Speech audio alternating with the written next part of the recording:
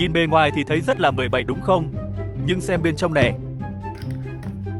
Chỉ là 15 thôi ha ha. Nếu mọi người mua cái ốp này thì sẽ có hai trường hợp. Trường hợp một là người khác nghĩ mọi người đang dùng 17 màu cam của năm nay quá là ngầu. Trường hợp 2 là người ta sẽ cười mọi người vì nghĩ mọi người là sĩ vương đại đế. Ốp vô là cụm camera có 2 đèn led và 2 cảm biến luôn nhìn hài vãi chưởng. Vì ốp có cụm camera bảo vệ nên tôi có test thử chụp ảnh xem coi có bị mờ không thì kết quả cho ra khá bất ngờ vì chất lượng ảnh vẫn quá ok, vẫn nét lắm nè. Mà công nhận cái ốp này làm nét thật.